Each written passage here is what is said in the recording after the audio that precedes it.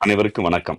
மாண்புமிகு தமிழ்நாட்டுடைய முதலமைச்சரும் இந்திய அரசியலில் இந்திய அரசியமைப்பு சட்டத்தின் மீது பாசிஸ்டுகள் தாக்குதல் நடத்துகிற போது அந்த அரசியமைப்பு சட்டம் சொல்லியிருக்கிற சமூக நீதி, கல்வி உரிமை, மதச்சார்பின்மை, மாநில உரிமை, தேசிய இனங்களின் உரிமை, ஒடுக்கப்பட்ட பிற்படுத்தப்பட்ட மக்களுடைய சகல உரிமைகளுக்காகவும் சண்டை செய்யறதுக்காக என்ன சொன்னா இதுதான் எங்கள் உரிமைன்னு நமக்காக யாராவது பேச மாட்டாங்களான்னு வட இந்திய குறிப்பாக இந்தி பேசுகிற சகோதரர்களும் இயங்குகிற போது அவர்களுக்கான குரலை தென்னிந்தியாவில் தமிழ்நாடு என்கிற ஊரிலிருந்து முத்துவேல் கருணாநிதி ஸ்டாலின் என்கிற நம்முடைய அன்பு தலைவர் மாண்புமிகு தமிழ்நாடு முதலமைச்சர் அவர்களுடைய பிறந்த நாளை முன்னிட்டு கழகத் தலைவர் எழுப்புகிற பல்வேறு கேள்வி களங்கள், பல்வேறு அரசியல் சொல்லாடல்கள், அரசியல் உரிமை சொற்கள் எல்லாம் இந்த நாட்டில் எவ்வளவு அரசியலாக்கப்பட்டிருக்கிறது, எவ்வளவு உரிமை முழக்கமாக ஆக்கப்பட்டிருக்கிறது என்று விவாதம் நடக்கிற இந்த நேரத்தில் தலைவர் அவருடைய பிறந்த நாளை முன்னிட்டு கழக மருத்துவர் அணி ஒருங்கிணைக்கிற தளத்தில் உங்களோடு பேசுவதில் மட்டற்ற மகிழ்ச்சி. இந்த அரங்கினை ஏற்பாடு செய்திருக்கிற பெருமரியாதைக்குரிய என்னுடைய ஆரூர் அண்ணன் ஆயினவிளக்கு சட்டமன்ற தொகுதியுடைய உறுப்பினரும் கழக மருத்துவனுடைய செயலாளர் அண்ணன் எழிலன் அண்ணன் அவர்களுக்கு துணையாக நின்று இதை ஒருங்கிணைக்கிற பெருமரியாதைக்குரிய பாராளுமன்றத்துடைய உறுப்பினரும் கழக மருத்துவனுடைய தலைவருமாகிய மதிப்புக்குரிய அக்கா கனிமொழி சோமு அவர்களுக்கும் இந்த அமர்வில் பங்கேற்றிருக்கக்கூடிய நான் சார்ந்திருக்கிற மாணவர் அணி, மருத்துவர் அணி, இளைஞர் அணி, எண்ணிலடங்காத அணிகளுக்கும் மனிதர்களை பிறப்பின் அடிப்படையில் ஒருவன் கடவுளுடைய தலையில் பிறந்தான், அவன் மேல்பிறப்பு. ஒருவர் கடவுளுடைய காலில் பிறந்தார், அவர் கீழ்பிறப்பு. கடவுளுடைய தலையில் பிறந்தவர் என்று நம்பப்படுகிற உயர்சாதிக்காரர்களுக்கு மட்டும்தான் எல்லா உரிமையும் உண்டு. கடவுளுடைய காலில் பிறந்த நம்மை போன்ற ஒடுக்கப்பட்ட பிற்படுத்தப்பட்ட விளிம்புநிலை மக்களுக்கு எல்லாம் கீழ் மக்கள் என்று சொல்லி பிறப்பை மேல்பிறப்பு கீழ்பிறப்பு என்று பிரித்த போது யாரடா சொன்னது? எல்லோரும் உடன்பிறப்பே என்று அழைத்த கலைஞரின் உடன்பிறப்புகளே, உங்கள் அனைவருக்கும் வணக்கம். இந்த மாதம் மிக முக்கியமான மாதம். இந்தியாவின் அரசியலர்கள் இந்திய அரசியலை கற்றுக்கொள்ள விரும்புகிற இளம் படையினர், மாணவர், இளைஞர், இன்னும் சொல்லப்போனால் சமூக மாற்றத்தை விரும்புகிற அத்தனை பேரும் ஏதோ ஒரு தத்துவத்தை ஆராய்ந்து படிப்பதற்கு விருப்பப்பட்டால் எண்ணிலடங்காத தத்துவங்கள் உள்ள இந்த மண்ணில் மதத்தின் பேரால், மொழியின் பேரால், இனத்தின் பேரால், சாதியின் பேரால், ஊரின் பேரால், மாநிலத்தின் பேரால், ஏன் தெருவின் பேரிலும் மாவட்டங்களின் பேரில் கூட தத்துவங்கள் இங்கு முளைக்க ஆரம்பித்திருக்கிறது. அப்படி எண்ணிலடங்காத தத்துவ மரபுகள் கொண்ட இந்திய சமூகத்தில் திராவிட தத்துவத்தின் முகமாய் ஒடுக்கப்பட்ட பிற்படுத்தப்பட்ட மக்களுடைய சமூக நீதி குரலாய், மதச்சிறுபான்மை மக்களுடைய உரிமை குரலாய் ஒழிப்பதற்கு இந்த மண்ணில் ஒரு தலைவர் தன்னுடைய அரசியல் யானத்தை, தன்னுடைய அரசியல் பற்றை தன்னை நம்பியிருக்கிற மக்களுக்காக, தன்னை நம்பியிருக்கிற மாநில மக்களுக்காக, தன்னை நம்புகிற தலைவர்களுக்காக எப்போதுமே பாதிக்கப்பட்ட மக்களின் பக்கம் நின்று யார் நம்மை ஒடுக்குகிறார்களோ அவர்களை கேள்வி கணைகளால் துளைத்தெடுத்து நம் உரிமை முழக்கத்தை செய்கிற தலைவர்களில் நமது தலைவர் முதன்மையானவர். இப்போது இருக்கிற இந்த சூழலில் உங்களுக்கு தெரிந்திருக்கும் இந்தியாவில் கல்வி எவ்வளவு தாக்குதலுக்குள்ளாயிருக்கிறது என்று. இந்த கல்வி ஒடுக்கப்பட்ட பிற்படுத்தப்பட்ட மக்களுக்கு சென்று போய் சேரக்கூடாது என்று எண்ணிடங்காதோர் இங்கு போராடி கொண்டிருக்கிறார்கள். புதிய கல்விக் கொள்கை என்கிற பெயரில் மீண்டும் சனாதன தர்மம் என்று வர்ணாசிரமத்தை RSS குழு, அந்த கும்பல் நம் மீது திணிக்கிற போது ஒத்திசைவு பட்டியலில் உள்ள கல்வியை மாநில அரசுகளுடைய அனுமதியே இல்லாமல் தனக்குத்தானே ஒரு பாடத்திட்டத்தை ஏற்படுத்தி கொண்டு, நாங்கள் ஏற்படுத்தியிருக்க பாடத்திட்டம் தான் சரியான பாடத்திட்டம், நீங்கள் அதற்கு இசைவு கொடுக்க வேண்டும், அதை நீங்கள் செயல்படுத்த வேண்டும் என்று மாநில அரசுகளை கட்டாயப்படுத்தி பணத்தாசை காட்டி உங்களுடைய உரிமையை நீங்கள் விட்டுக் கொடுங்கள் என்று பேசுகிற இந்த நேரத்தில் தமிழ்நாட்டுடைய கல்வியில் திராவிட இயக்கம் செய்த சாதனைகள், தமிழர்களுடைய கல்வியை பாதுகாப்பதற்கு பெருமரியாதைக்குரிய நம்முடைய கழகத்தில் எடுத்து முன்னெடுப்பு குறித்து இந்த அமர்வில் கழக தலைவரும் மாணவர் போராட்ட தளமும் என்கிற தலைப்பில் நான் உங்களோடு பேச வந்திருக்கேன். அன்பு கொண்ட சகோதரர்களே, இந்திய சமூகம் என்பது உலகில் பல்வேறு சமூக மக்கள் வாழ்ந்தாலும் ஒவ்வொரு சமூக மக்களுக்கும் ஒரு இன ரீதியான பாகுபாடு, ஒடுக்குமுறை, வேலை வாய்ப்பின்மை, பொதுவெளியில் அவர்களுடைய நடத்தப்படுகிற விதம் என்று பல்வேறு தளங்களில் பல்வேறு போராட்டம் நடக்கிறது. சமூக பொருளாதார ஏற்றத்தாழ்வுக்கான போராட்டம், கருப்பினம் வெள்ளையினம் என்கிற போராட்டம், மொழியுடைய ஒடுக்குமுறை குறித்து போராட்டம், இப்படி உலகம் முழுக்க மக்கள் பாதிக்கப்பட்டுக் கொண்டுதான் இருக்கிறார்கள். ஆனால் இந்திய சமூக சூழல் என்பது இந்தியாவில் இன்னார்தான் படிக்க வேண்டும், படிப்பதற்கென்று ஒரு சாதி, உழைப்பதற்கென்று ஒரு சாதி என்கிற தத்துவ மரபுகளை கொண்ட பழக்க வழக்க சட்டங்களை கொண்ட ஒரு சனாதன தர்மம் இந்த நாட்டில் இருக்கிற போது இந்த மண்ணில் புரட்சியாளரான அம்பேத்கர் அவர்கள், பெருமரியாதைக்குரிய பூலே போன்றவர்கள், வட இந்தியாவில் எண்ணிலடங்காத தலைவர்களும், வட இந்தியாவிற்கும் சேர்த்து வழிகாட்டுகிற முகமாக தந்தை பெரியார் அவர்களும், அறிஞர் அண்ணா அவர்களும் திராவிட இயக்கமும் ஆட்சி அதிகாரத்தில் இருக்க போது மாநிலங்களுடைய அதிகாரங்களை பயன்படுத்தி விளிம்புகளை பிற்படுத்தப்பட்ட மக்களுக்கு கல்வியை கொண்டு போய் சேர்ப்பதில் பெரும் மரியாதைக்குரிய முத்தமிழறிஞர் கலைஞர் போன்ற எண்ணிலங்கா தலைவர்களும் இந்த பொது வழியில் பொது சமூகத்தில் இந்திய சமூகத்தில் இருக்கிற எல்லா சாதி சனங்களும் எல்லா மக்களும் நன்கு படிக்க வேண்டும், அவர்களுக்கு உரிமை வேண்டும் என்று பல்வேறு தளங்களில் போராடி இருக்கிறார்கள், எழுதியிருக்கிறார்கள். நாம் இன்னும் போராடி கொண்டிருக்கிறோம். ஏனென்றால் இந்தியாவில் ஒரு குறிப்பிட்டதான் படிக்க வேண்டும், அவர்களுக்கு தான் படிப்பதற்கு உரிமை உண்டு என்கிற காலநிலை இருந்தபோது நாம் எல்லோருக்கும் தெரியும், இந்தியாவில் பொதுக்கல்வி ஒன்றை அறிமுகம் செய்து ஆங்கிலேயர்கள் கொண்டு வந்த போது எண்ணிடங்காத மாகாணங்கள் அதை நிராகரித்தன. பல்வேறு அரசர்கள் அதை ஏற்றுக்கொள்ளாமல் இருந்தனர். ஆனால் அந்த ஆங்கிலேயுடைய பொதுக்கல்வி திட்டத்தை தமிழ்நாட்டுக்கு கொண்டு வந்து அதை அரசின் பொறுப்பாக்கி, அரசின் கடமையாக்கி, எல்லோருக்குமான கல்வியை கொண்டு சேர்க்கிற முயற்சியில் நீதி கட்சி ஏற்படுத்தியது. அந்த நீதி கட்சி தான் பொதுப்பள்ளிகளை திறந்து ஒடுக்கப்பட்ட பிற்படுத்தப்பட்ட ஆதிராவிட மக்களை பள்ளிக்கூடங்களுக்கு அழைத்து வந்து அவர்களுக்கான பள்ளி சீருடை தொடங்கி உணவு தொடங்கி அத்தனை சகல வசதிகளையும் ஏற்படுத்தி கொடுத்து அந்த மாணவர்களுக்கு பண உதவியிலான ஸ்காலர்ஷிப்களை கொண்டு வந்து படிங்கள் என்கிற அந்த முதல் குறியீடை நீதி கட்சி போட்டது. அப்போது நீதி கட்சியுடைய அந்த முயற்சியை எதிர்த்து எண்ணிலங்காத ஆரிய தத்துவ மரபு கொண்ட RSS முன்னெத்தியர்கள் எல்லாம் அதை கடுமையாக எதிர்த்தார்கள். நாடு சுதந்திரம் பெற்ற பின்பு நீதி கட்சி போன்ற விதாச்சார இடஒதுக்கீடு பலன் பெற்றதால் அந்த இடஒதுக்கீடு முறையை ரத்து செய்ய வேண்டும் என்று அரசியல் சட்டத்தின் வழியாக பல புற அழுத்தங்களை RSS அபிமானிகள் செய்து முடித்தார். நாட்டில் விடுதலைக்கு பின்பு எண்ணிலடங்காத மக்களுடைய கல்வி உரிமை பாதிக்கப்பட்டது. தந்தை பெரியார் அவர்கள் எடுத்த பெரும் போராட்டத்தால் அவருடைய தம்பியாய், அவரது தனையனாய், அவருடைய தளபதியாய் இங்கே அண்ணா அவர்கள் நின்று கருப்பு சிவப்பு கொடியை தூக்கி தெருவாய் போராடி ஒடுக்கப்பட்ட பிற்படுத்தப்பட்ட மக்களுக்கு கல்வி இடஒதுக்கீடு வேண்டும் என்கிற மிகப்பெரிய ஆயுதத்தை பெற்றுக் கொடுத்தார். இந்தியாவுடைய அரசமைப்பு சட்டம் திராவிட இயக்கம் மேற்கொண்ட மிகப்பெரிய முயற்சியால், கர்ம வீரர் காமராஜ் அவர்களுடைய உதவியால் அன்று இந்தியாவுடைய அரசமைப்பு சட்டம் முதல் முறையாக திருத்தப்பட்டு பிற்படுத்தப்பட்ட ஒடுக்கப்பட்ட மிகவும் பிற்படுத்தப்பட்ட மக்களுக்கு கல்வி இடஒதுக்கீடு என்கிற ஆயுதத்தை பெற்றோம்.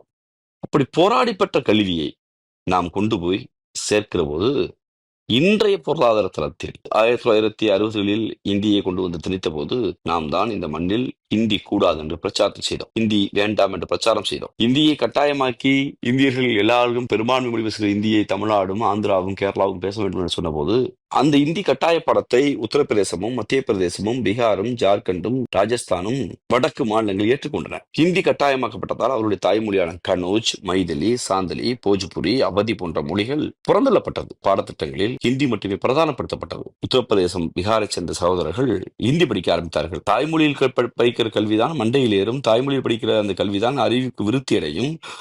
அப்போதான் நம்மளுக்கு தொடர்ச்சியான ஒரு புரிதலை ஏற்படுத்த முடியும். ஆனால் இவர் கட்டாயப்படுத்தி ஹிந்தி படித்ததால், ஹிந்தி படித்தால் வேலை கிடைக்கும் என்கிற பேராசை அவர்களும் தூண்டி இந்தி தான் தேசத்தின் மொழி என்றும் தேச அபிலாசம் என்றும் போலி தேசபக்தியை வளர்க்க பார்த்தார்கள். ஆனால் பாவம் யூபிக்காரர்களும் பீகார்காரர்களும் இந்தி மொழியை படிக்க முடியாமல், ஆரம்ப கல்வியிலே கூட அவர்கள் உயர்வு பெற்று விட முடியாமல், ஏதிலிகளாக தன்னுடைய பட்டப்படிப்பை தொட முடியாமல் ஸ்கூல் எஜுகேஷன்லேயே இடைநிற்று விட்டு குலத்தொழிலேயே செய்ய ஆரம்பித்தார்கள். இன்று வரை உங்களுக்கு தெரியும், இந்தியாவில் இந்தியை ஏற்றுக்கொண்ட உத்தரப்பிரதேசம், பீகார், மத்திய பிரதேசம், ஜார்க்கண்ட் போன்ற மாநிலங்களில் கல்வி அறிவற்று என இந்திய சகோதரர்கள் தென்னிந்தியாவின் மாநிலங்களை நோக்கி நகர்கிறார்கள். காரணம், தென்னிந்தியா போனால் எப்படியாவது பிழைத்துக் கொள்ளலாம், தென்னிந்தியாவிற்கு ஒரு வழி இருக்கிறது, தென்னிந்தியாவில் ஆங்கிலம் இருக்கிறது, உழைப்புக்கேற்ற ஊதியம் கிடைக்கிறது என்று வருகிறார். ஆனால் உத்தரப்பிரதேசம், பீகார் போன்ற மாநிலங்களில் வறுமை தாண்டவம் ஆடுகிறது. காரணம், இந்தியை கட்டாயப்படுத்தி அவர்கள் தாய்மொழி அவர்கள் மறக்கடிக்க செய்ததால். அந்த நிலையில் திராவிட இயக்கம் தான் தமிழ்நாட்டுக்குள் இந்தி வரக்கூடாது என்று புரட்சியாளன் பாவேந்தர் பாரதிதாசனுடைய வைர வரிகளை தந்தை பெரியார் அவர்கள் தொண்டர்களுக்கும், பேரறிஞர் அண்ணா அவர்கள் தம்பிகளுக்கும், தமிழர்கள் கலைஞர் போன்ற அரசியலர்கள் தன்னுடைய நண்பர்களுக்கும் தோழர்களுக்கும் கொண்டு வந்து சேர்த்து இந்திக்கு தமிழ்நாட்டில் ஆதிக்கமாம், நீங்கள் எல்லோரும் வாருங்கள் நாட்டினரே, தமிழுக்கு திரும்பி வந்த பின்னும் இந்த தேகம் இருந்தொரு லாபம் உண்டோ, விந்தை மொழி எங்கள் மொழி, அதை வீர தமிழ் மக்கள் ஆவி என்போம், இந்திக்கு செல் நெந்திடுவார், அந்த ஈனரை காரி உமிழ்த்திடுவோம், எப்பக்கம் வந்து புகுந்து விடும் இந்தி, எத்தனை பட்டாளம் கூட்டி வரும், அற்பம் அன்பம் இந்திதனை அழைத்தொழிவோம் ஆதிக்கதனை, மாங்குயில் கூவிடும் பூஞ்சோலை, எம்மை மாற்ற நினைக்கும் சிறைச்சாலை, ஏங்க விடோம் தமிழ் தாய்தனை, உயிர் உடலை விட்டு நீங்கு வர என்று சொல்லி எண்ணிடங்காதோர் சண்டையிட்டு இந்தியை நாம் தடுத்ததால் இன்று உயர்கல்வியில், பள்ளி கல்வியில் உயர்ந்து நிற்கிறோம். இப்படி உயர்ந்து நிற்கிற இந்த நேரத்தில் நீட் என்கிற ஒரு கொடும் தேர்வை கொண்டு வந்து நம்மை திணிக்கிறார்கள். இந்தியாவில் எந்த தலைவர்கள் ஏற்றுக்கொண்டாலும் முத்துவேலு கருணாநிதி ஸ்டாலின் எங்களிடம் அன்பு தலைவர், நீட் நல்ல மருத்துவர்களை உண்டு செய்கிறது என்று பொய் சொல்லாதீர்கள். நாங்கள் அந்த ஒப்பீட்டளவில் வட இந்திய மாநிலங்களை விட சிறந்த மருத்துவ கட்டமைப்பை நாங்கள் கொண்டிருக்கிறோம் என்று அந்த போராட்டத்தில் உறுதியாக நிற்கிறார்.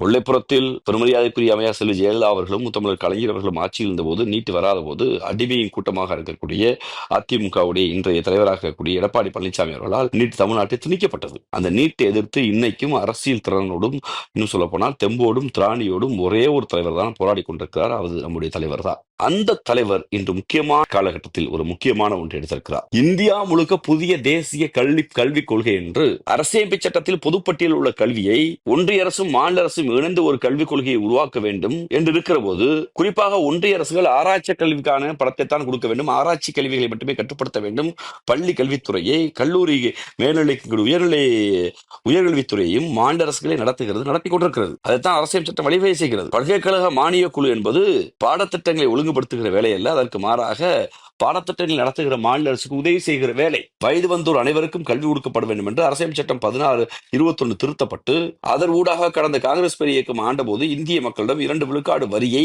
கல்விக்கென்று செஸ் வரியை வாங்கி பல்வேறு மாநிலங்களிலிருந்து வசூல் செய்து, குறிப்பாக ஆந்திரா, தமிழ்நாடு, தெலுங்கானா, உத்தரப்பிரதேசம், பீகார் என்று பல்வேறு மாநிலங்களிலிருந்து வசூல் செய்து பல்லாயிரக்கணக்கான கோடி ரூபாயை எல்லா மாநிலங்களுக்கும் சரி விகிதத்தில் பிரித்து கொடுக்க வேண்டும். இதுதான் அரசியமைப்பு சட்டம் சொல்கிறது. ரிசர்வ் வங்கியிடமிருந்து பணத்தை வாங்கி பிரித்து கொடுக்கிற ஏஜென்ட் வேலை மட்டும் பார்க்க வேண்டிய ஒன்றிய அரசு மாநில அரசுகளின் அனுமதி இல்லாமல் பாஜகவுடைய தேர்தல் அஜெண்டாவில் RSS ஆலோசனை பெற்று RSS காரர்களை வைத்துக் கொண்டு கல்வியாளர்களே இல்லாமல் குழு ஏற்படுத்தி ஒரு பாடத்திட்டத்தை செய்து ஒரு புதிய கல்விக் கொள்கை என்று ஒன்றை கொண்டு வருகிறார்கள். அந்த பாடத்திட்ட புதிய கல்விக் கொள்கையை கொண்டு வருகிற போது உண்மையிலேயே மாநில அரசு விவாதிக்க வேண்டும் என்றால் இது பொதுப்பட்டியல். ஆனால் அதை செய்யாமல் தனக்கு விருப்பப்பட்ட RSS காரர்களை வைத்துக் கொண்டு ஒரு கல்விக் கொள்கையை வரையறை செய்து அந்த கல்விக் கொள்கையில் அனைத்து உரிமையும் ஒன்றிய அரசு கொண்டு அந்த கல்விக் கொள்கையில் சமஸ்கிருதத்தை வளர்க்க வேண்டும், அந்த கல்விக் கொள்கையில் இந்தியை மேம்படுத்த வேண்டும், அந்த கல்விக் கொள்கையில் மாநிலங்களுடைய கல்வி கட்டமைப்பை உடைக்க வேண்டும், அந்த கல்விக் கொள்கையை ஒரே பாரதம் உன்னத பாரதம் என்கிற RSS உடைய பிரச்சாரத்தை எடுப்பதற்கு